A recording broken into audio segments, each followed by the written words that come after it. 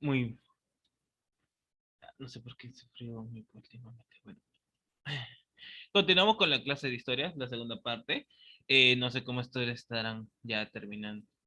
Habrán hecho las preguntas, ¿no? Nos habíamos quedado en la situación negra, en la situación del India en el virreinato.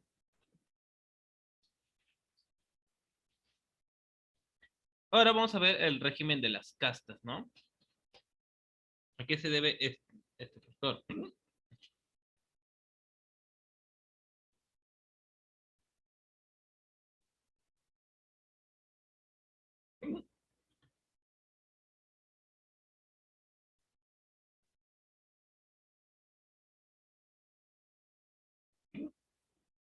El régimen de las castas.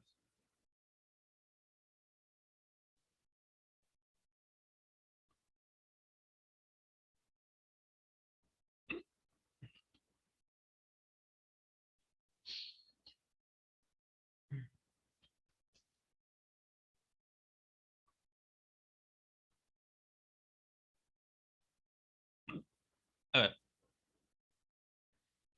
el sistema de casta es una manera particular de estratificación social a la que se pertenece solamente a través del nacimiento y se caracteriza por tener un sistema sólido, rígido e inmóvil. El sistema de castas, ¿no? Digamos, tú ya naces con esto, ¿no?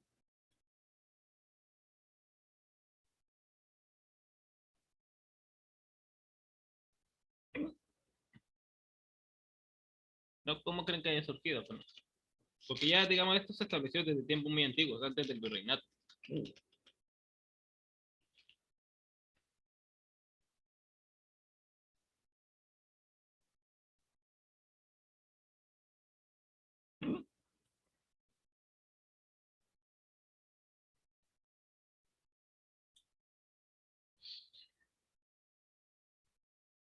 No, comencé hace poco más de un siglo, en 1913, se estableció el día para la celebración penal de la unión entre España y los pueblos de América.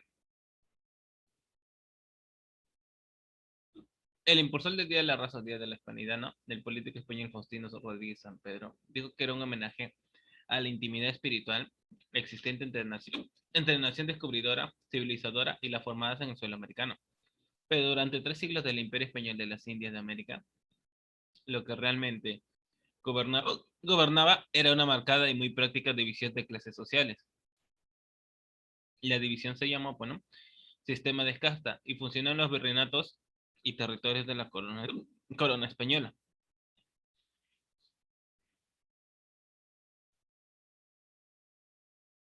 ya que con el descubrimiento de América en 1492 y en las décadas siguientes de la colonización comenzaron a marcarse tres grupos sociales básicos. Los blancos, españoles peninsulares o nacidos en América, los indios, habitantes originarios de América, y los negros que eran los esclavos traídos de África. La mezcla entre esos grupos dio lugar a las castas, una clasificación de las personas dado su linaje, quién eran sus progenitores y qué lugar ocupaban en la sociedad de aquellos siglos. Y de esa mezcla surgió una curiosa lista de 16 combinaciones básicas, aunque puede ser que las mezclas posibles, ¿no? Las mezclas posibles son innumerables, ¿no? Como el calpamulato, coyote, cuarterón, genizaro, jarocho, tresalvo, sambo, entre muchos otros, ¿no? Nunca hubo una limitación a la mezcla, y hasta esa frontera entre un grupo y otros eran borrosas. No era un sistema de clasificación sistemático, la verdad no era un sistema tan rígido, y se podía manipular, pues era frecuente que se buscara que un hijo fuera registrado como blanco para que tuviera un estatus más alto, para lo cual no se sobornaba al cura o se conseguía un padrino español, dice el investigador, ¿no? A ver, como ustedes, ¿no? Digamos, a veces algunas personas buscan, pues, ¿no? El padrino o madrina que dé, pues, ¿no? Un poco, quién es el que regala más. En cambio, acá también los mismos españoles, no, las mismas personas buscaban, pues, ¿no? Que el padrino sea español para que diga, ah, no, para que pertenezca.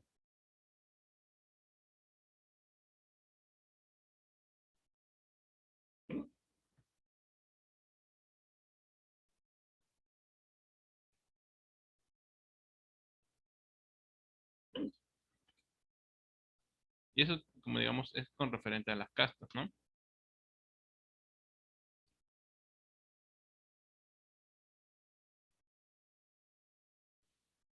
Que solo tres razas, ¿no? Que ellos consideraban no español, los blancos, los indios y los negros. Y de ahí se fue formando. Es lo que hemos visto en el cuadro anterior.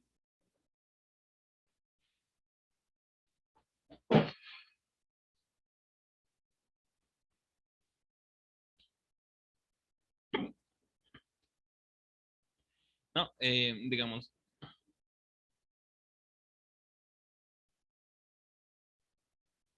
de esas tres nomás que habían, pues no, que ellos habían clasificado, ¿no?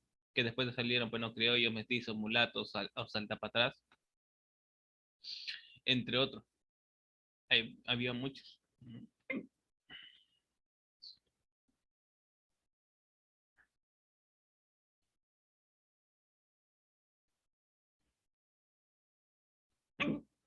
Es como ahorita, ¿no? Digamos, no somos 100% pues no, de una sola raza. Sino, digamos, pues no, estamos combinados, ¿no? Tal vez, pues, digamos, tenemos orígenes de parte, de todo lado.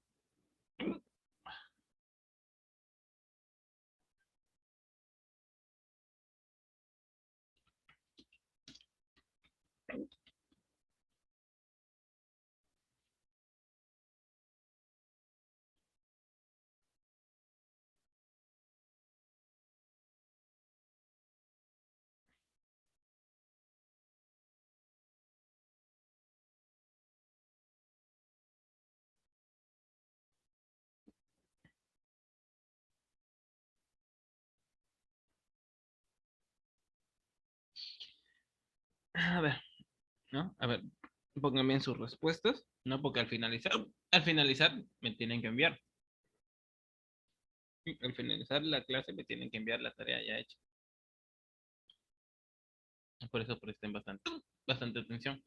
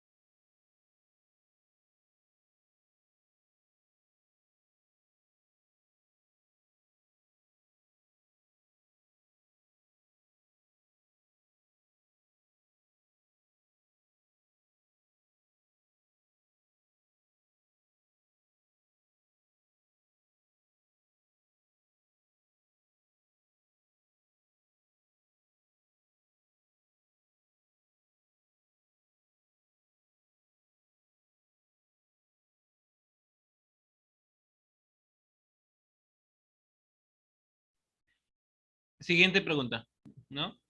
Explique la casa de contratación de Sevilla. A ver, la Casa de Contratación de Sevilla fue creada por los Reyes Católicos en 1503 para administrar y controlar todo el tráfico con las Indias al declararlas mercado reservado de Castilla. Nadie podía ir a América ni fletar ninguna mercancía para las Indias sin pasar por la Casa de Contratación de Sevilla. Y toda mercancía procedente de las Indias debía pasar por el control de esa institución y pagar allí el impuesto del 20% a la corona. Mucho antes de que se creara formalmente el Consejo de Indias, al iniciarse la colonización española en Cuba, los asuntos de las Indias estaban en cargo del rey, con la ayuda de varios consejeros constituidos en un organismo semejante al Consejo de Castilla.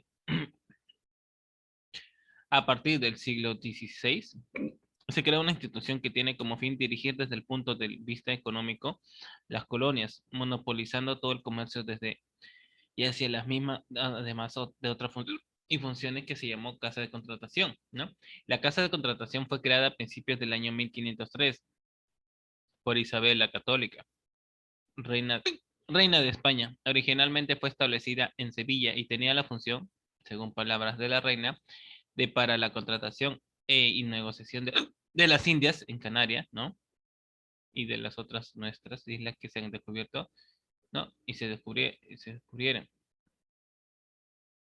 El trabajo de la casa sería desarrollado por un factor o funcionario encargado de las negociaciones, un tesoro que recibiría todas las mercancías, dinero y cuantas cosas entraran a la casa, y un contador o escribano que tendría las funciones de asentar todas las operaciones realizadas. A partir del desarrollo del proceso de colonización, se amplían, ¿no?, las funciones de esta institución, creándose una oficina cartográfica dirigida inicialmente por Américo Vespuccio.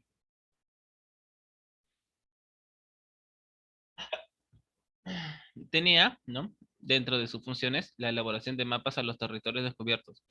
La segunda, donde se enseñaban las técnicas de navegación, estaba atendida por los mejores marinos de la época. Ambas secciones de la casa fueron consideradas aportadoras de modernos conocimientos científicos de la época y se comparan por su utilidad, por los aportados por cualquiera de las naciones europeas del momento. Otra de las funciones de esta casa fue la de autorizar el flujo de migración hacia las Indias, velando porque cada posible emigrante cumpliera con los requisitos de nacionalidad y religión impuestos por los reyes.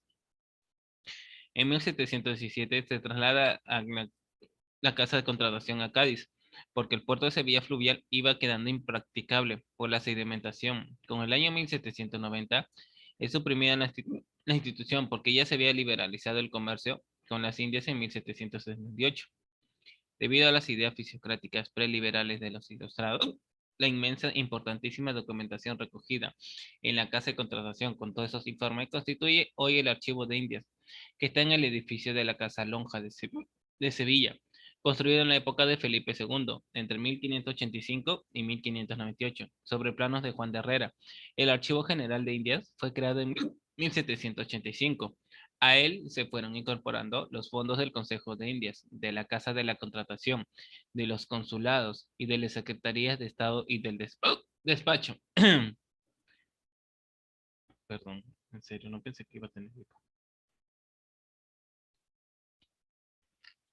Y eso que he tomado agua todavía. He tomado agua todavía. Y no me pasa.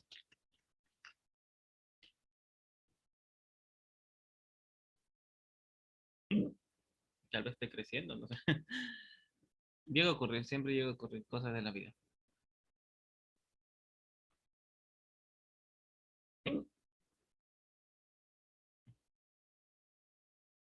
Ya, a ver, la Casa de Contratación de Sevilla. ¿No? A ver, se los acabo de decir, ¿no? Digamos, tienen que sacar un breve resumen, ¿no? Acerca de la Casa de Contratación.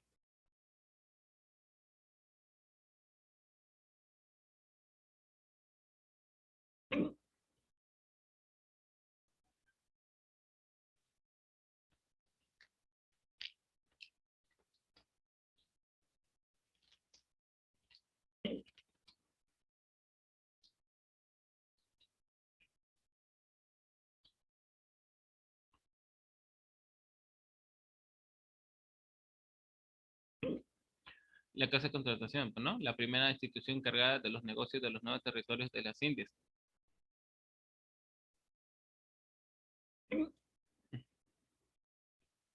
Las principales funciones, pues, ¿no? Se encargaba de administrar el monopolio comercial con las colonias. Estaba dirigido con miras a obtener tributaciones a los comerciantes, autorizar el flujo de migración hacia las Indias, elaboración de mapas de los territorios descubiertos, enseñar técnicas de navegación, proporcionar suministros navegantes y cosmógrafos para las expediciones de la corona.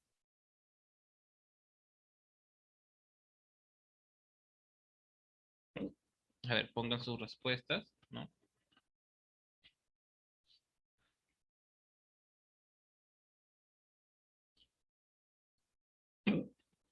A ver, pongan bien sus respuestas, por favor. Ya saben, al finalizar tienen que enviar la tarea.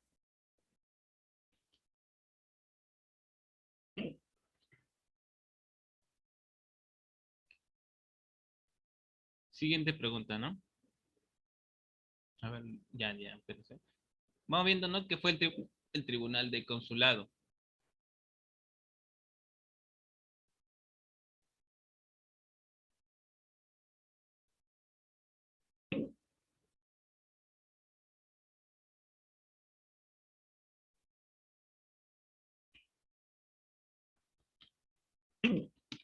Pongan bien sus respuestas, por favor.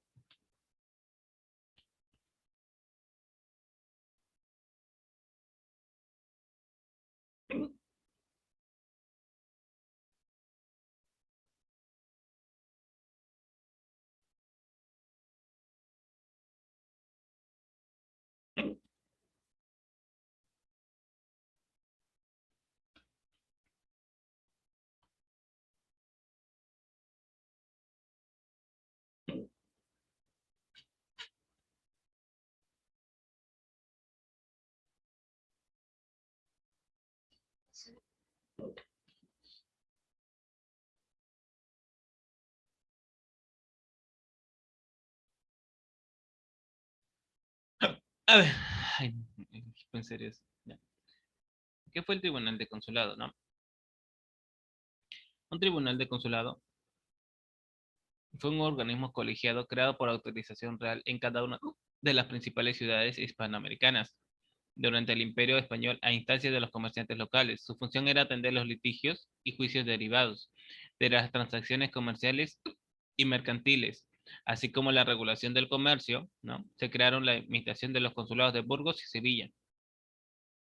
Por ejemplo, acá nomás en el Virreinato del Perú teníamos el Tribunal de Consulado de Lima, que fue, ¿no?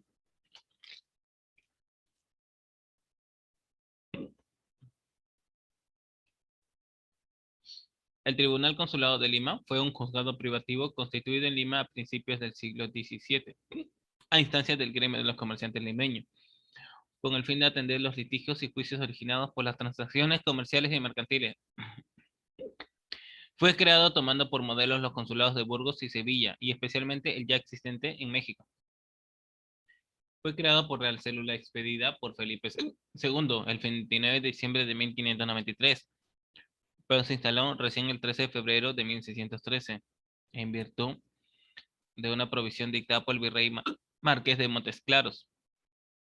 Se redactaron sus ordenanzas, que fueron aprobadas el 20 de diciembre de 1619 por el virrey Francisco de Borja y Aragón, príncipe de Esquilache. 2 días después se pregonaron públicamente en las 4 calles principales habitadas por los mercaderes al son de las trompetas y chirimías. De este modo quedó definitivamente instalado el tribunal que tuvo en sus manos el comercio colonial por espacio de 2 siglos y medio y contribuyó en una gran manera a su prosperidad. No puedo con este.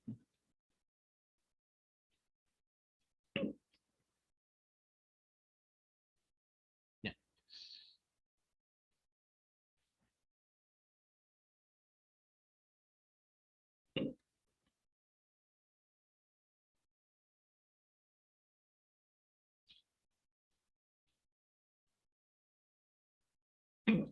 Ay.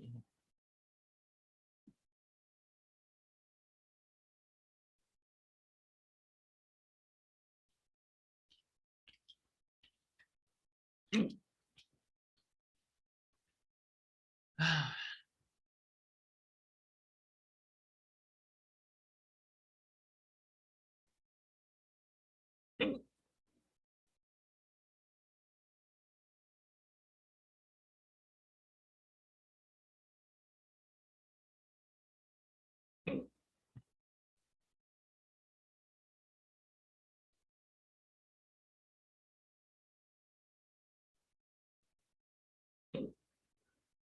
Ya, a ver.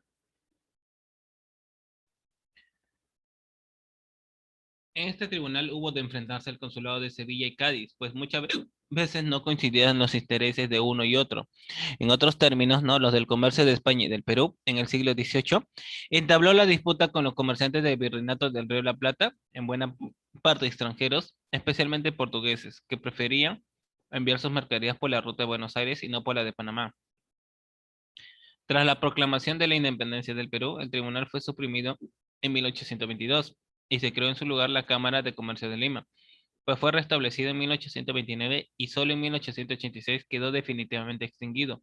Es el antecedente de la Bolsa de Valores de Lima. Según sus ordenanzas, ¿no? Los comerciantes debían efectuar cada año una junta general y designar 30 electores, a quienes correspondía elegir un prior 2 cónsules y 6 diputados que representarían al gremio. Entre sus principales funciones eran, pues, ¿no?, dirimía las contiendas que surgían entre los mercaderes, veló por el cumplimiento de las leyes que regulaban el tráfico entre España y sus colonias en Perú, controló el crédito público al distribuir entre el gremio de los donativos o los empréstitos exigidos por la corona y recabar los impuestos. Reguló los aranceles que debían cobrarse por los géneros importados y las tasas que debían pagar los artículos de exportación. Fijó los precios de las mercancías para moderar sus fluctuaciones ruinosas. Señaló a los armadores y maestres de navíos los fletes que debían cobrarse. Fletó navíos para abastecer los diversos mercados del virreinato o impedir el abarrotamiento de los puertos. Equipó navíos para perseguir a los piratas y defender las costas. Como los bancos, efectuó operaciones de cambio y recibió depósitos. Sí.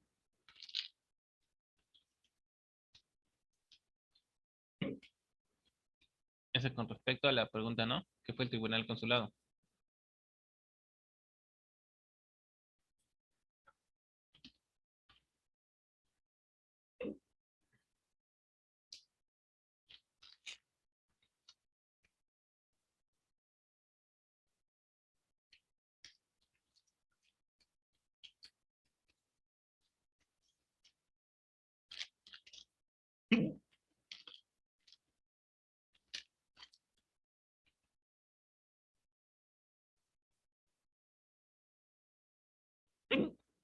Ya, a ver, siguiente pregunta, ¿no? ¿En qué consistió la mita? Esto va junto con la mano con la novena. ¿En qué consistió la mita y qué característica presenta la mita? Ya, a ver. La mita fue un sistema de trabajo obligatorio utilizado en la región andina, tanto en la época incaica como en la anterior de la conquista española. La mita proveía al Estado de la energía indispensable para construir y conservar caminos y puentes. Era un sistema de trabajo a favor del Estado destinado a la formación de civilización que implicaba la construcción de centros administrativos, templos, acueductos, casas y puentes. En la época incaica se practicaba la mita para el desarrollo de obras públicas, como la construcción de templos, acueductos, fortalezas, caminos. Era de estricto cumplimiento para los varones y todos los pueblos, los cuales recibían una justa retribución, aunque en muchos casos se convertía en un sistema de esclavitud de gran dureza. Se les daba ofrenda a los dioses como el sol, la lluvia, entre otros. ¿Y qué pasó digamos, en la época colonial, no? La mita incaica fue rescatada por el virrey Toledo, transformándola en una especie de tributo al trabajo, en la cual los adultos varones casados, cuya edad oscilaba entre los 18 y 50 años, estaban obligados a cumplir con esta labor. Los trabajadores eran principalmente destinados a las minas de Potosí para facilitar la implementación de la mita. Toledo dispuso la creación de reducciones o pueblos de indios a, a cargo de un corregidor que se encargaba de designar a las personas que cumplirían con esta obligación. En una primera instancia, Toledo había establecido que unos 16 distritos de Potosí al Cusco proveyeran una séptima parte de los hombres adultos a un año de servicio en las minas,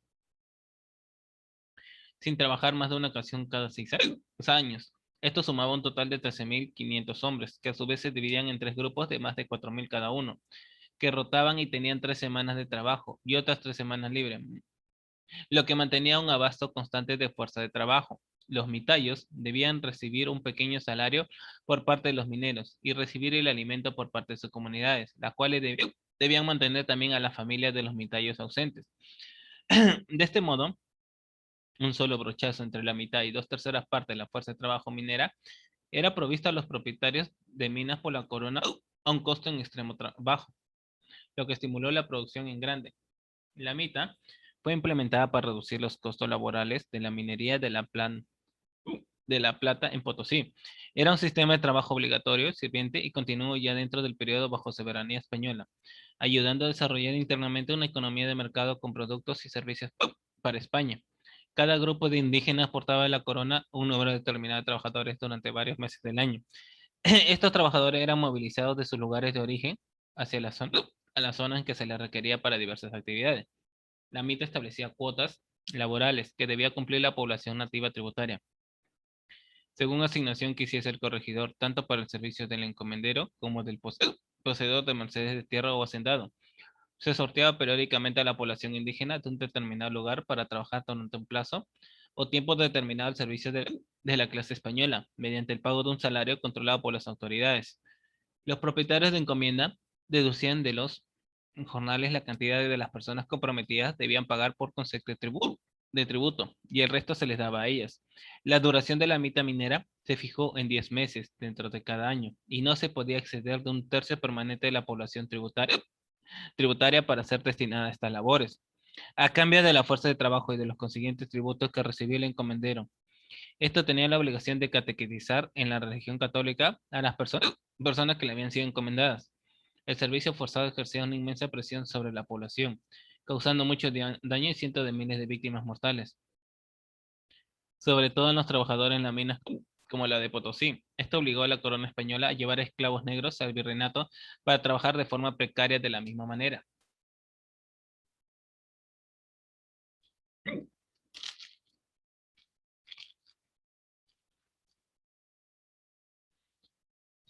La mita fue abolida en 1812 por las Cortes Liberales de Cádiz durante la Guerra de la Independencia Española. Sin embargo, los efectos de la mita colonial parecen persistir hasta nuestros días, notablemente en cuanto que la población en las zonas que históricamente fueron sujetas a la mita colonial presenta un nivel general de instrucción más bajo que el promedio nacional de los países afectados, ¿no? Bolivia, Perú y Ecuador. Y en cuanto a estas zonas, están hasta el presente menos conectadas a las redes de caminos y carreteras. Según muestran los datos de los censos agrícolas, los habitantes de esta zona presentan también una probabilidad mayor de practicar la agricultura de subsistencia. Esto se aplica por el hecho de que las haciendas cuya mano de obra residía localmente habían sido prohibidas en los distritos sometidos a la mita, para minimizar la competencia que habría de enfrentar el Estado al apoderarse de los escasos recursos de mano de obra mitaya. Significativamente, no, la aristocracia agraria de las haciendas que poseía influencia política suficiente para garantizar que las obras públicas como los caminos le reportaran beneficios. Aprovechaba sus relaciones para lograr que las carreteras conectaran a todas las haciendas que fuera posible. En efecto, la experiencia mostraba que las carreteras y caminos garantizaban una participación más elevada en el mercado y en las utilidades.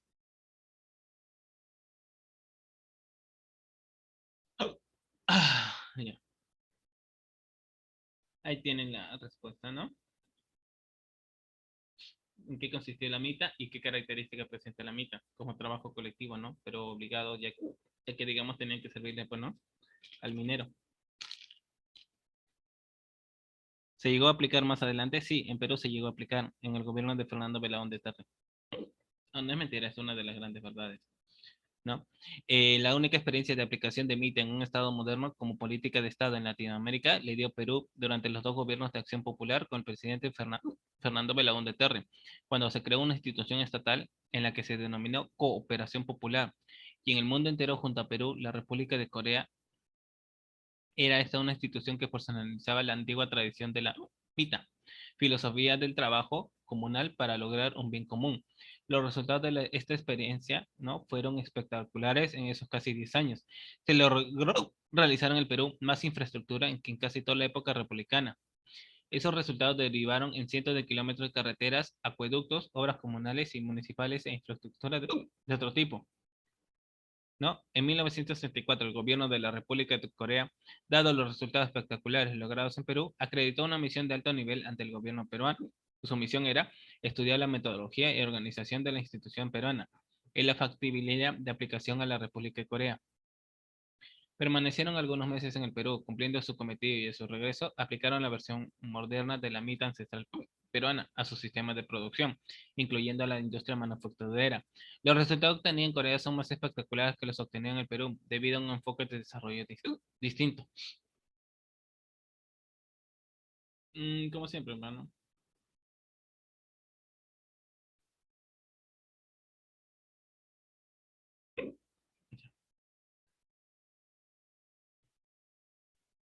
Y, ¿no? A ver, te voy a traer cuatro preguntas, ¿no? ¿Cómo se llevó el comercio colonial? ¿Cómo piensan que haya sido el comercio colonial? Si ahorita, bueno, ahorita el comercio, ¿no? Digamos, el comercio, ujú, no este comercio ¿no? Es puro internet, ¿no? Puras redes sociales. Hasta creo que hay, digamos, personas que se dedican, bueno, a que ellos mismos hacen las compras del mercado, ¿no? Le pagas un sencillo, ellos te compran, ¿no? Les dices la lista y te traen. O los esto, bueno, como Globo, Rap. Ah, Globo, perdón, no existe, ¿no? Ya ahora es pedidos ya, ¿no? Que digamos, tú pides algo y te lo traen al toque. Ahorita el comercio, pues no es electrónico más que todo. Pero ¿cómo crees que haya sido el comercio en la época del virreinato? Y eso que no había transporte todavía. Estamos hablando de que todos se movilizaban por caballo.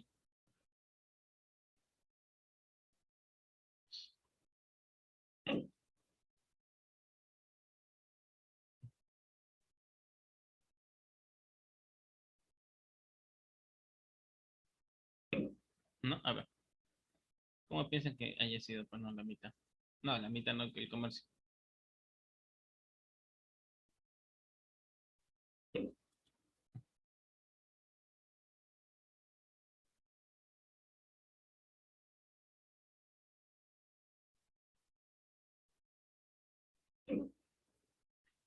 Ah, ya, el hipo no se me va a pasar, en serio.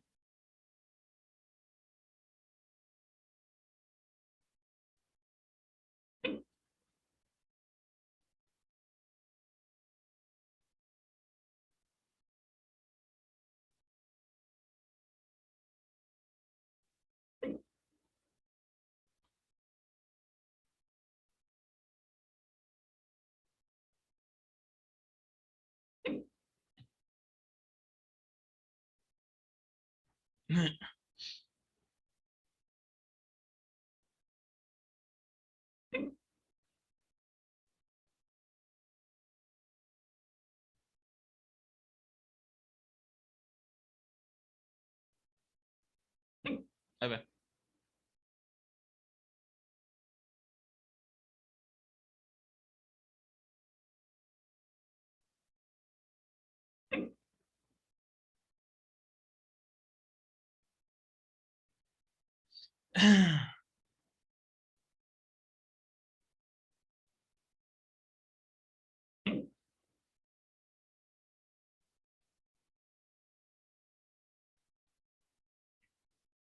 a ver, el comercio colonial, ¿no?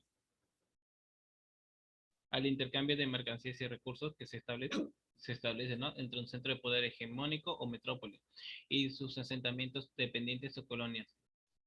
En la época del imperialismo, ¿no? Se le imponía por un sistema político, social, económico, incluso cultural. El comercio colonial consistía fundamentalmente en la extracción de los recursos naturales de la región colonizada a favor de la colonizadora. ¿Por qué crees que invadían? ¿Por qué crees que venían descubriendo tierras? ¿Porque querían hacer amigos? No, porque querían los productos. Existían, ¿no? A ver, perdón, en serio, Lipo.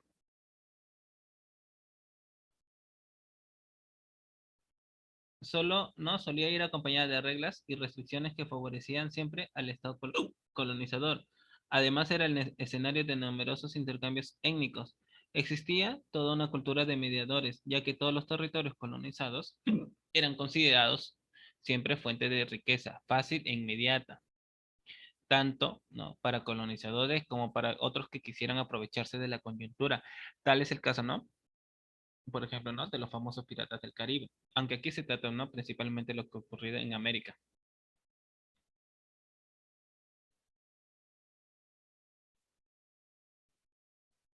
¿No? España, Gran Bretaña y otros pocos países de Europa fueron algunos de los más grandes colonizadores del mundo. Entre ellos se repartieron un continente entero en el siglo XVI. América. El siglo posterior estuvo caracterizado por la inevitable guerra de la conquista ante la resistencia de las naciones aborígenes americanas al proyecto expansionista imperial.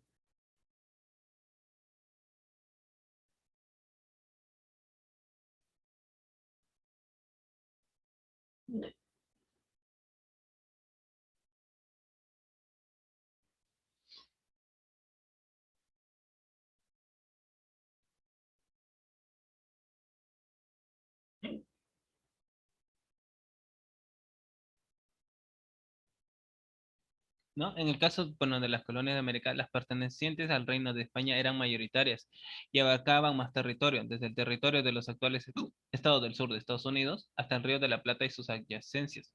A pesar de esta ventaja comercial en la extracción de recursos naturales americanos y su envío a Europa, España no sostuvo su poderío en el largo plazo. De hecho, la colonización española tuvo un marcado talante religioso. Simultáneamente en Europa reinaba espíritu contrarreformista que intentaba revertir los efectos del surgimiento de la iglesia protestante. Por eso mucho del oro extraído de las Américas se invirtió en iglesias y templos en España y otras naciones católicas. ¿No? El comercio colonial tenía un espíritu marcadamente extractivista. Esto significa que se explotaban en suelo americano de los recursos naturales codiciados en Europa. Entre ellos se destacaban minerales, oro, plata y hierro, textiles y alimentos, tabaco, algodón, maíz, cacao, otros productos como perlas, animales exóticos, entre otros. Luego de estos productos serán enviados a la metrópoli a cambio de productos elaborados con esa misma materia prima. La corona española dictaminaba todas las medidas de comercio con sus colonias. Además, enviaba a sus embajadores a posiciones de poder en los territorios americanos y mantenía el control militar. Las leyes que se dictaban en la metrópolis aseguraban a España el monopolio comercial con América. Esta prohibición de comerciar con otras naciones europeas e incluso con otras colonias les impedía percibir mejores ingresos. Había un sistema de galeones y navíos mercantes, un continuo viaje entre ambos continentes, custodiados por barcos de guerra, encargados del transporte y de evitar el contrabando. Más que todo el comercio colonial favoreció claramente a Europa. En muchos casos, como el británico, le proveyó a las naciones europeas del excedente de materias primas y capitales necesario para iniciar, ¿no?, la revolución industrial. Cuando dicha revolución cambió definitivamente la economía mundial, en general los estados colonizadores quedaron en posiciones ventajosas, incluso después de perder sus colonias. Por el contrario, la mayor parte de las colonias quedaron arrasadas por el saqueo. Pero así como ustedes lo pintan, pues había unas consecuencias, ¿no? Las consecuencias fueron negativas. Se observó un atraso en materia económica, política y social. Además, había poca rentabilidad de sus esfuerzos y sus riquezas. Por otro lado, leyes dictadas desde el centro hegemónico del poder colonial desconocían la necesidad de la población del otro continente. Así se establecieron una serie de arreglos injustos que fueron los verdaderos responsables de encender la mecha independentista. Cuando las tropas napoleónicas derrotaron a Fernando VII, las élites blancas americanas vieron la oportunidad de proclamar su soberanía. Así se dio inicio a las guerras independentistas americanas. Y bueno, pues no, también surge la piratería, ¿no? La respuesta de los intereses internacionales de cara al monopolio español del comercio colonial americano fue la conformación de unidades militares ilegales. Se trataba de embarcaciones sin bandera nacional que se conocían como corsarios.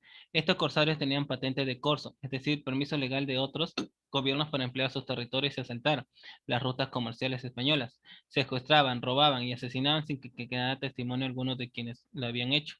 Esta actividad ilícita era practicada por verdaderos piratas, es decir, por ladrones y mercenarios que nadie servían, excepto a sus propios intereses. Ellos asolaban las ciudades costeras americanas, las rutas comerciales europeas y vendían los recursos capturados al mejor postor. Ya. Ah, hasta ahí ya debían haber acabado las 10 preguntas, ¿no? Envíenlo, ¿no? Si es al correo o es, bueno, más que todo al correo o al Classroom, ¿no? Al correo o al Classroom, pues, ¿no? Para su pronta revisión. Conmigo sería, bueno, todo hasta el momento. Nos estaremos viendo el día lunes, igual a la misma hora, de 9 de la mañana hasta las 10:40. Cuídense. Y mañana, ¿no? Que se celebra, pues, no, el día de trabajo. Aunque no, digamos, no se celebra el día, pues, no. Estamos recordando, bueno, a los mártires de Chicago, a los que murieron por establecer un horario fijo y muchas cosas más. Cuídense, no salgan y si salen, salgan con todas sus medidas de bioseguridad. Nos vemos.